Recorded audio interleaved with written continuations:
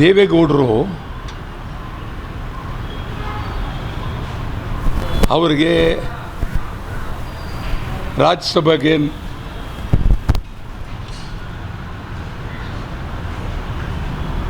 ನೇಮಕ ಮಾಡೋದಕ್ಕೆ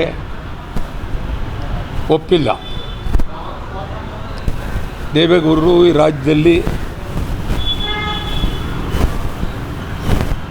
ಅವ್ರ ಜೊತೆಯಲ್ಲಿ ನಮ್ಮ ಜೊತೆಯಲ್ಲಿ ಭಾಳ ವರ್ಷ ಇದ್ದು ವಿರೋಧ ಪಕ್ಷ ನಾಯಕರಾಗಿದ್ದರು ಮತ್ತು ಪ್ರಧಾನಿ ಆಗಬೇಕಾದ್ರೆ ನಾನೇ ಯಡಿಯೂರಪ್ಪನಿಗೆ ಹೇಳಿ ಯಾರು ಅಭ್ಯರ್ಥಿಗಳನ್ನು ಹಾಕಬೇಡಿ, ಅಭ್ಯರ್ಥಿಗಳನ್ನು ದೇವೇಗೌಡರನ್ನು ವಿರೋಧವಾಗಿ ಆಯ್ಕೆ ಮಾಡಿತ್ತು. ಆಗ ಹೇಳಿದೆ. ದೇವೇಗೌಡರು ನನಗೂ ಭಾಳ ಆತ್ಮೀಯರು, ನಾವಿಬ್ಬರು ಭಾಳ ಆತ್ಮೀಯರು. ಆದರೆ ಒಂದು ಹಂತದಲ್ಲಿ ಕಾವೇರಿ ನೀರು ತಮಿಳುನಾಡು ಬಿಟ್ಟದ್ದು ನನಗೂ ಅವ್ರಿಗೂ ಸ್ವಲ್ಪ ಭೇದ ಭಾವನೆ ಆಯಿತು. ಅವರು ಎಲ್ಲಿವರೆಗೆ ದೇವೇಗೌಡರು ಅಂತ ಹೇಳಿದ್ರೆ, ಒಂದು ಸಾರಿ ಚಂದ್ರೇಗೌಡರ ಎದುರಿಗೆ ಮುಖ್ಯಮಂತ್ರಿ ಆಗಿದ್ದಾಗ ವಾಟಾಳ್ ನಾಗರಾಜ್ ಹೇಳಿದೆ ಎಲ್ಲ ಕೆಲಸವನ್ನು ನಾನು ಮಾಡ್ತೀನಿ ಅಂತೇಳಿ ನೇರವಾಗಿ ಬಹಿರಂಗವಾಗಿ ಹೇಳಿದ್ರು. ಆದಮೇಲೆ ಅದ್ಭುತವಾಗಿ ಅವರು ಯಾವಾಗ ಕಾವೇರಿ ನೀರು ಬಿಡೋಕ್ಕೆ ಶುರು ಮಾಡಿದ್ರು, ಬಿಡಬಾರ್ದು ಅಂಥೇಳಿ ಬೆಂಗಳೂರು ಬಂದ್ ಮಾಡಿ ಭಾರಿ ಗಲಾಟೆ ಮಾಡಿದ್ರು. ಆವಾಗ ಅವ್ರಿಗೆ ನನ್ನ ಮೇಲೆ ಪ್ರೀತಿ ಹೋಯ್ತು, ಸ್ನೇಹ ಹೋಯ್ತು, ಎಲ್ಲ ಹೊರಟೋಯ್ತು. ಇವತ್ತವ್ರಿಗೆ ಈ ಕ್ಷಣದವರೆಗೂ ಮಾತಾಡಿಲ್ಲ ನಾವು ಅವರು, ಅದೇ ಬೇರೆ. ಆದರೆ ದೇವೇಗೌಡರು ಪ್ರಧಾನಿಯಾಗಿದ್ದರು, ರಾಜ್ಯದ ಮುಖ್ಯಮಂತ್ರಿಯಾಗಿದ್ದರು. ನಮ್ಮ ಜೊತೆಯಲ್ಲಿ ಒಬ್ಬರಿಗೊಬ್ಬರು ನಾವಿಬ್ಬರು ಭಾಳ ಗಂಟಸ್ಯ ಆತ್ಮೀಯತೆ. ಆದರೆ ಅವರನ್ನು ಯಾವುದೇ ಒಂದು ಪಕ್ಷ ಅಂತ ನಿರ್ಧಾರ ಮಾಡಬಾರ್ದು, ಅಥವಾ ಯಾವುದೇ ಒಂದು ಗುಂಪು ಅಂತ ನಿರ್ಧಾರ ಮಾಡಬಾರ್ದು.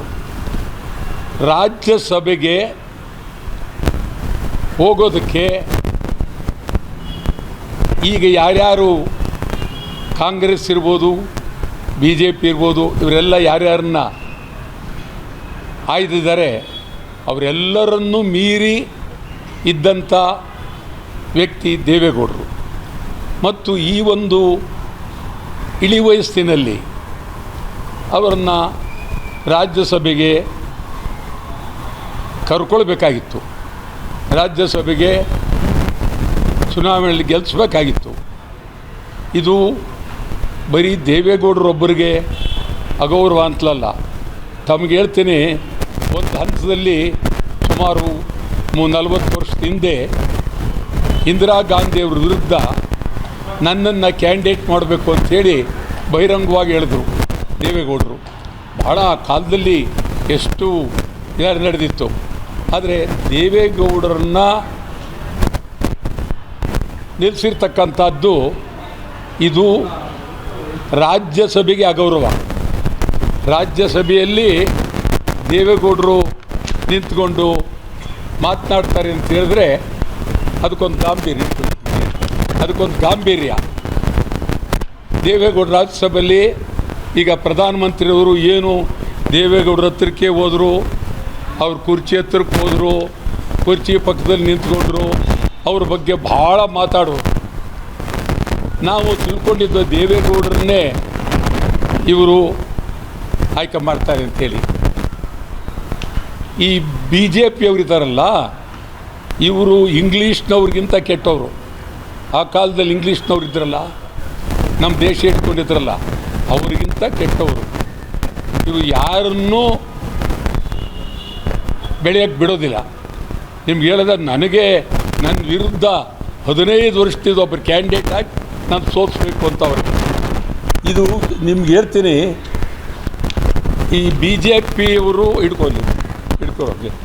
ತೋರಿಸಿ BJP ಅವರು ಆಗಿದ್ದರು.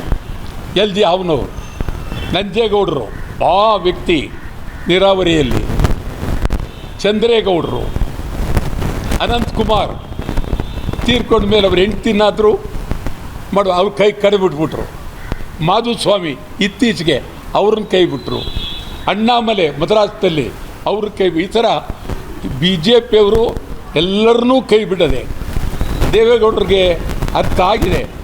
ಆದರೂ ಅವ್ರ ಹತ್ರ ಯಾಕೆ ಹೋಗಿ ಸೇರಿದ್ರೋ ಗೊತ್ತಿಲ್ಲ.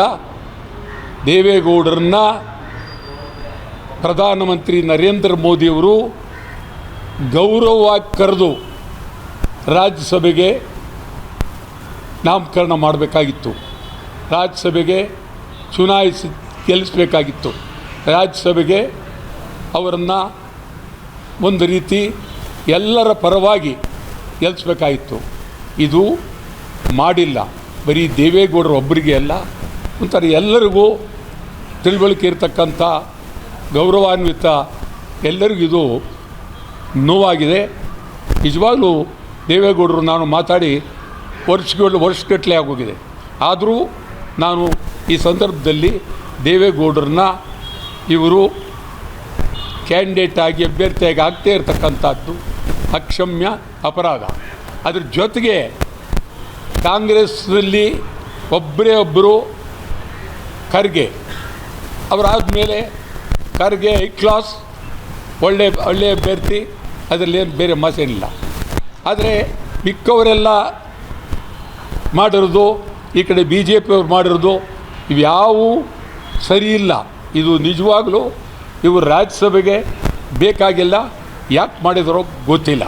ಆದರೆ ದೇವೇಗೌಡರಂಥವ್ರನ್ನ ಕಡೆಗಾಣಿಸಿದ್ದು ನಿಜವಾಗಲೂ ಇದು ಗೌರವ ಅಲ್ಲ, ಯಾರಿಗೂ ಗೌರವ ಬರೋದಿಲ್ಲ. ಇದು ದೇವೇಗೌಡರಿಗಿಂತ ಹೆಚ್ಚಾಗಿ ಅವರಿಗೆ ಇದು ಅಗೌರವ. ಮತ್ತು ಎರಡನೇದು ಈ ಮೇಕೆದಾಟು. ಈಗಿನ ಮುಖ್ಯಮಂತ್ರಿಗಳು ಮೇಕೆದಾಟು ಬಗ್ಗೆ ಹಾಗೆ ಹೀಗೆ ಪಾದಯಾತ್ರೆಗಳು ಎಲ್ಲ ಒಂದೇ ಸಮಗೆ ಕೂಗಾಡಿ ಉಸಿರು ಕಟ್ಟೋವರೆಗೆ ಕೂಗಾಡಿದ್ದಾರೆ. ಈಗ ಅವ್ರಿಗೆ ನಾನು ನೇರವಾಗಿ ಸವಾಲು ಹಾಕ್ತೀನಿ, ಕೂಡಲೇ ನೀವು ಮೇಕೆದಾಟು ಶುರು ಮಾಡಿ.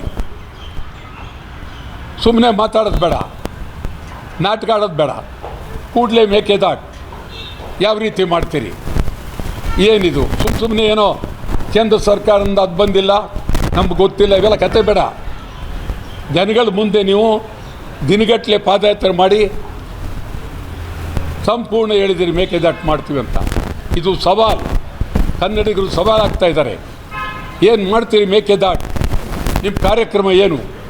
ಯಾವ ರೀತಿ ಮೇಕೆದಾಟು ಮಾಡ್ತೀರಿ ಏನು ಅಂತ ಕೂಡಲೇ ನೀವು ತಿಳಿಸಬೇಕು. ಮತ್ತು ತಮಿಳುನಾಡಿನಲ್ಲಿ ಮೇಕೆದಾಟಿಗೆ ಈಗ ಬಂದಿರತಕ್ಕಂಥ ಮುಖ್ಯಮಂತ್ರಿ ವಿಜಯ್ ಇವರು ವಿರೋಧ ಮಾಡ್ತಾ ಇದ್ದಾರೆ. ಒಂದು, ಮೇಕೆದಾಟು ಸುಪ್ರೀಂ ಕೋರ್ಟ್ನಲ್ಲಿ ಇದು ನಮಗೆ ಸಂಬಂಧವಿಲ್ಲ, ಏನಿದ್ದರೂ ನೀವು ನಮ್ಮ ಹತ್ರ ಬರಬೇಡಿ, ನೀವು ನ್ಯಾಯಮಂಡಲಿಗೆ ಹೋಗಿ ಅಂತೇಳಿ ಹೇಳಿಬಿಟ್ರು. ಅದನ್ನು ಇವರು ಮತ್ತೆ ತಿರುಗಿ ಮತ್ತೆ ಅದನ್ನು ನೀವು ತಗೊಳ್ಬೇಕು, ಪುನರ್ ಪರಿಶೀಲನೆ ಮಾಡಬೇಕು ಅಂತ ಅರ್ಜಿ ಹಾಕಿದ್ರು. ಆ ಅರ್ಜಿನೂ ವಜಾ ಆಯಿತು. ಮತ್ತೀಗ ಪ್ರಧಾನಮಂತ್ರಿ ನರೇಂದ್ರ ಮೋದಿಯವರನ್ನ ವಿಜಯ್ ಭೇಟಿ ಮಾಡಿ ನೀವು ಇದಕ್ಕೆ ಅನುಮತಿ ಕೊಡಬೇಡಿ ಅಂತ ಹೇಳಿದ್ದಾರೆ. ಇದು ಚಾಲೆಂಜ್. ಕರ್ನಾಟಕ ಮುಖ್ಯಮಂತ್ರಿಗೂ ಅವ್ರಿಗೂ ಚಾಲೆಂಜ್ ಇದು. ಕರ್ನಾಟಕ ಮುಖ್ಯಮಂತ್ರಿ ಜವಾಬ್ದಾರಿ ಇದು ಮೇಕೆದಾಟು. ಬೇರೆ ಏನು ಮಾತಾಡೋದು ಬೇಡ. ಮೊದಲು ಮೇಕೆದಾಟು ಇದು ಮಾಡಬೇಕಾದ್ದು ನಿಮ್ಮ ಕರ್ತವ್ಯ. ಮೇಕೆದಾಟು ಬಗ್ಗೆ ಏನು ಅನ್ನೋದನ್ನು ನಾಡಿನ ಜನತೆಗೆ ನೀವು ಹೇಳಬೇಕಾಗಿದೆ.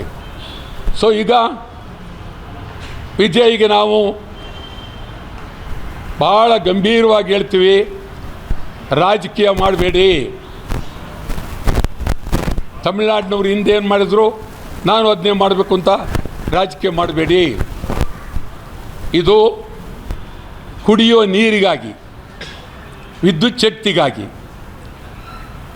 ತೀರ ಮಳೆ ಬಂದಾಗ ಭಾರಿ ಪ್ರವಾಹ ಆಗಿ ನೀರು ಸಿಕ್ಕಾಪಟ್ಟೆ ಹೋಗುತ್ತೆ, ಅದನ್ನೆಲ್ಲ ತಡೆಯುವಂಥ ಇದೊಂದು ಅದ್ಭುತವಾದ್ದು ಮೇಕೆದಾಟು.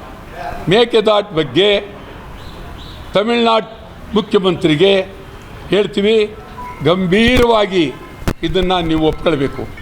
ಒಪ್ಕೊಳ್ಳಿಲ್ಲ ಕರ್ನಾಟಕದಲ್ಲಿ ನಿಮ್ಮ ವಿರುದ್ಧ ಹೋರಾಟ ಮಾಡ್ತೀವಿ.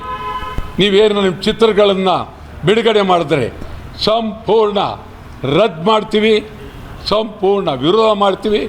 ಮೇಕೆದಾಟು ಆಗಲೇಬೇಕು.